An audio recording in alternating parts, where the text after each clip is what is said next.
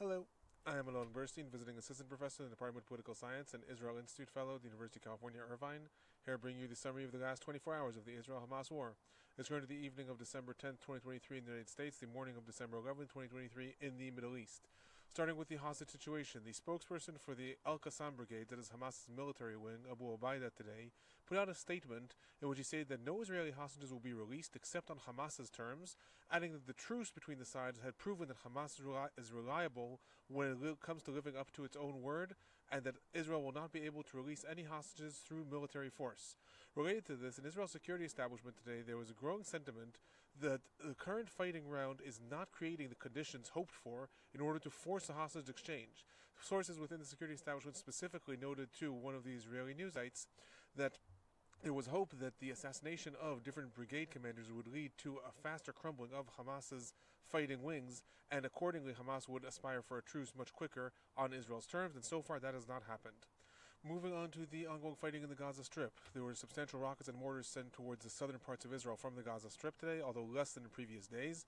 Rockets targeted primarily the areas in the south, Sderot, and the areas surrounding the Gaza Strip, among others Ivim, Nir Am, Erez, and Chof Ashkelon. Other news related to the fighting within the Gaza Strip, the IDF spokesperson today reported that the military has managed to take over Palestine Square in the heart of Gaza City, which is one of Hamas's main strongholds and which houses entrances to a vast network of tunnels. Other fighting was reported primarily in Jabalia refugee camp, Sajaya, and Khan Yunis, although there was also a report of intensifying gun battles occurring in the Beit Hanun area up north. Unclear if the IDF is actually moving further into Beit Hanun or if this was one incident. Regarding those different areas, in Jabalia refugee camp, intensive gun battles and confrontations between the IDF and Hamas are being reported, as the IDF is moving house to house and alley to alley. Despite the IDF reporting success in these confrontations, there's also reports that Hamas has heavily fortified Jabalia refugee camp, and this is some of the most intensive fighting that the war has seen so far. In Sajaiya, the IDF managed to assassinate Imad Karika, who was a brigade commander of Sajaiya, and he was appointed after the assassination of the previous brigade commander earlier in the war. According to reports, Karika was deputy brigade commander since 2019, and he played a critical role in the October 7th attack as well. Other reports suggested that the IDF is moving artillery units into the heart of Sajaiya as the IDF continues to move into the neighborhood. Moving down south towards Khan Yunis, there was substantial fighting reported in the heart of the city. Palestinians reported also that the IDF has also moved artillery units into Khan Yunis as well, and Wafa Network reported that there is artillery fire specifically around the European hospital in Khan Yunis. There's also reports that the IDF has uncovered several different entrances to different tunnels within Khan Yunis and is working to dismantle them. Regarding bombings throughout the Gaza Strip, there were also intensified bombings reported in other regions. These focused specifically in the Deir el-Balach area, Nuseirat refugee camp, El Maghazi, and El Zuwaida, all in the central parts of the Gaza Strip, as well as in Tufah and Sajaiya in the north. The IDF reported carried out a total of 250 bombings in the last 24 hours. Relating more broadly to some summaries, the IDF today published that since the war began, it has carried out 22,000 attacks throughout the Gaza Strip. These include attacks from the ground, sea, and air, specifically bombings, and that 3,500 of these have occurred specifically in air raids since the end of the truce. Regarding casualties, one IDF soldier today died from injuries that suffered several days ago, bringing the total number of IDF soldiers who have died since the invasion began to 98. Since the beginning of the invasion, 599 IDF soldiers have been injured. 127 of them are considered badly injured. The Palestinian Health Ministry is reporting that upwards of 18,000 Palestinians have been killed since the war began on October 7th, and that nearly 49,230 are injured. In addition, there's still reports of 7,000 to 8,000 people that are buried under the rubble in the Gaza Strip. Many of them are likely dead. Moving on to the humanitarian situation, Jordan announced today that shrapnel from an Israeli attack hit the field hospital Jordan had set up in Gaza, and while no one was hurt and no damage was done, they hold the IDF accountable for the safety of their personnel in the Gaza Strip. In other news, there's continuous UN pressure on Israel to open the Kerem Shalom crossing to allow the entrance of humanitarian aid trucks much faster. Right now, humanitarian aid trucks need to go through Kerem Shalom for inspection, then travel through Egypt to Rafah, and only then can they go in. This comes after a senior official in the World Food Program stated yesterday that half of Gazans are living in hunger, and that 9 out of 10 Palestinians in the Gaza Strip have difficulty finding food each day. There's growing reports of hunger and of inability to get to clean water in the southern parts of the Gaza Strip and the Gaza Strip in general, and thus this pressure from the UN on Israel to open the Kerem Shalom crossing to allow trucks to enter directly from there and reach their destinations in the Gaza Strip. Related to this, the head of UNRWA, Philip Lazzarini, today stated in a conference in Qatar that UNRWA is on the verge of collapsing. He stated that Gaza has become hell on earth and called on an immediate ceasefire in order to alleviate the situation.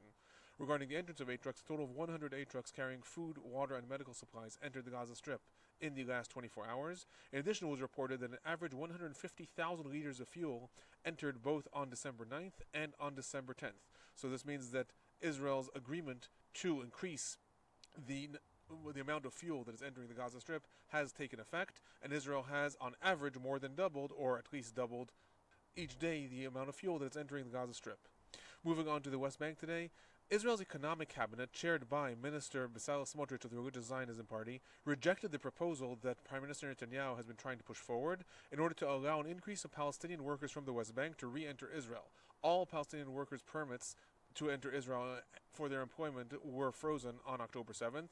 There is mounting concern that this is going to also foment social unrest within the West Bank and possibly lead to further escalations. Netanyahu and the Shabak are both in favor of allowing Palestinians to re-enter. The Economic Cabinet today voted against this. The Expanded Security Cabinet met about this, and they were supposed to vote on an approval. However, according to reports, Netanyahu suspected that he would not have a majority in the cabinet, and thus, despite hours of deliberations, no vote was actually had. Regarding IDF activity in the West Bank, there was substantial IDF activity reported today in Tubas, Hebron, Nablus, Kalandia refugee camp, as well as the villages of Klil and Burka. According to reports, weapons were confiscated, including ammunition and many grenades. There were a lot of confrontations in the area, and several Palestinians were injured. A total of 21 Palestinians were reported arrested in the West Bank in the last 24 hours.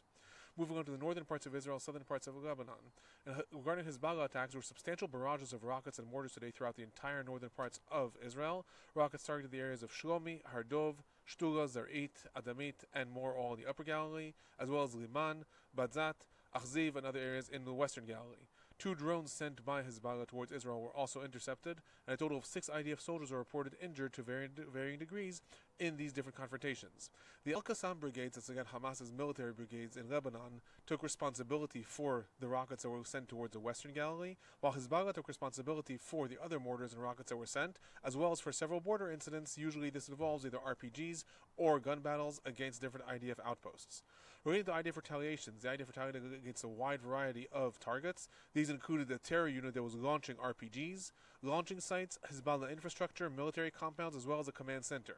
The attacks reportedly occurred in the areas of Itaron, Ya'aron, Kunin, as well as Bin Jbel. Relating to the IDF retaliations, Asharq al-Awsat today reported that IDF bombings were unprecedented comparatively since the war began, and are reminiscent of the way the IDF used to bomb the areas in Lebanon back in the Second Lebanon War in 2006.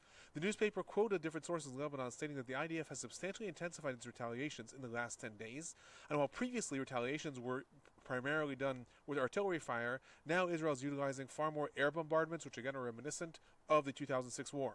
The reports are that Israeli warplanes were also seen above Beirut today. Hezbollah also expanded its repertoire of attacks and methods and is now using more rockets and drones. However, it is important to note that Hezbollah has been very careful and has not expanded the range of its attacks beyond the areas in Israel that have been evacuated. So Israel has evacuated between 6 to 10 kilometers from the border all civilians, and that is primarily the area that Hezbollah is attacking.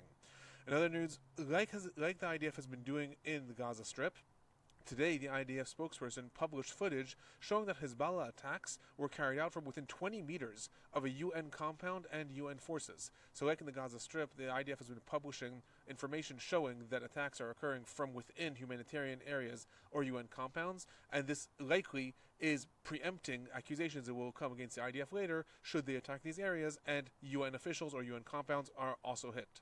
In other news, it was reports of 2 rounds of Israeli bombings that occurred in Syria today, specifically in the Damascus region, one in the Asira Zinab area and one in the Damascus airports. Other reports also suggested there might have been another attack in Quneitra, however there's no information about that attack. According to the Syrian Human Rights Observatory, the location of the attacks that occurred in the Damascus area are those that are used by Hezbollah and Iranian militias. There's been, in the last 5 days, ongoing and intensifying cycle of violence in which missiles were fired from Syria, then there were Israeli retaliations, then further mortars. Now there are reports of these 2 attacks that occurred in the Damascus area. Moving on to some of the regional developments today, the Israeli Mossad, equivalent of the CIA, announced that in cooperation with local security officials in Cyprus, it managed to arrest an Iranian unit planning a terror attack against against Israeli and Jewish targets in Cyprus. According to reports, the attack was supposed to happen by 2 Iranian refugees that were actually sent by Iran in order to carry out these attacks. They were arrested by Cyprus security forces aided by the Mossad. In addition, relating to the Houthi attacks, amidst the increasing threats of the Houthis to attack any ship that is destined towards Israel, regardless of its nationality, the United States today announced it is developing an international maritime force to ensure safe passage of ships through the Red Sea. Israel in turn commended this move and conveyed messages to both the United States and the international community that without such an effective response, it will have to act on its own. Additional reports came in today that France intercepted 2 drones off the coast of the El Hudaydah airport, another area controlled by the Houthis. No reports were made where these drones were headed, if they were attack drones or other drones. No information was given. Moving on to some of the political and general trends that occurred in the last 24 hours. Youssef al-Mansi, who's a former Minister of Communications of Hamas's government many years ago, was arrested in the Gaza Strip several days ago. Today, the IDF published different segments of his interrogations, in which he stated that Yahya Sinwar, the leader of Hamas in the Gaza Strip, has taken the Gazan Hamas astray. He also claimed that the vast majority of people in the Gaza Strip are not in favor of Yahya Sinwar, and more than that, that the Hamas leadership more broadly have no faith in Sinwar or in where he is leading the movement.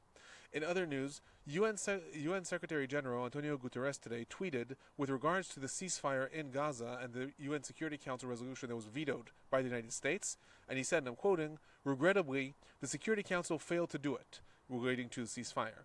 "But that does not make it less necessary. I promise I will not give up." This was condemned by Israel's ambassador to the UN, stating that Guterres has taken on as his mission to protect terrorists. Related to this, the UN General Assembly may vote on a ceasefire that will take effect on Tuesday. However, this will not have any actual effect because it is not a UN Security Council vote.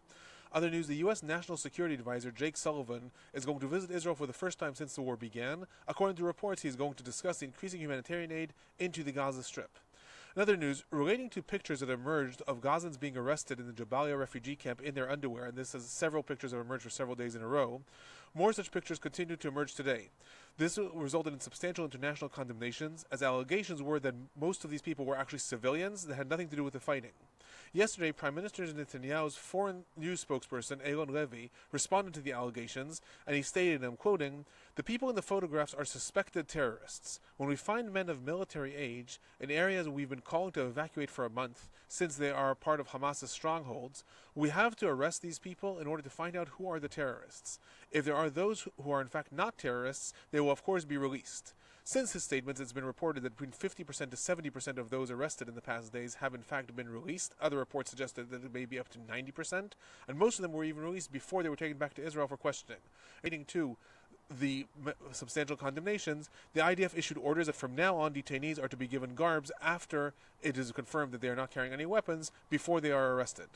Other political news, Prime Minister Netanyahu today gave a speech in which he referenced Hamas operatives that are surrendering and continued to call upon Hamas fighters to do the same. He stated, and I'm quoting, "It is over. Do not die for Sinwar. Lay down your arms and surrender yourselves to the IDF." Relating to Prime Minister Netanyahu, there are growing reports in Israel that Netanyahu and the Likud are considering the electoral pressures of the war, and that these are starting to guide the rhetoric of both the leadership and different members of the party. There's speculation growing in Israel regarding when the Likud will try to push Israel towards elections, with likely dates cited between April and June of 2024. Another political news, Palestinian Prime Minister today, Mohammed Ashtiya, met with Qatari Prime Minister Mohammed bin Abdulrahman Al-Thani. They discussed the need for an immediate ceasefire and specifically referenced the need to avoid Palestinian uprooting from Gaza, specifically with the speculation that Palestinians will be uprooted to Egypt. They also stated that the foundations need to be laid in order to establish a future Palestinian state. Moving on to speculations regarding the future of the Gaza Strip, in the conference in Qatar today, Palestinian Prime Minister Ashtiya stated that Hamas is an integral part of the Palestinian political map, and that Israel's talks about destroying Hamas will not happen and they are not acceptable. So this relates to the statements that were made several days ago that, according to Ashtiya, his ideal outcome would be that Hamas become a junior partner within the Palestinian Liberation Organization. He is now stating that they are an integral part of Palestinian political map and that they cannot actually be destroyed. Other news regarding the future of the Gaza Strip, officials in the United Nations today stated that the conditions in the southern parts of the Gaza Strip may eventually compel Palestinians to flee across the border to Egypt. So this joins previous statements that Egypt is now recognizing that it is very likely that there will be a mass uprooting of Palestinians, several 100,000 they are speculating throughout 2024. Officials in the UN are stating this may in fact be the result as a result of conditions in the southern parts of the Gaza Strip. Other news, Anthony Blinken today stated that all fighting in the Gaza Strip must be geared towards achieving peace and to bring about a Palestinian state in the future. And finally, regarding the speculation that the IDF may end up trying to set up either a security belt or a buffer zone in the Gaza Strip, reports came in today that the IDF is not actually planning on an expansive security belt, but rather expanding the buffer no-go zone beyond what it was on the Gazan side. Before that, it was 300 meters on the Gazan side, and the IDF is considering expanding that even further in the day after the war. That is my report for the last 24 hours. I'll be back tomorrow.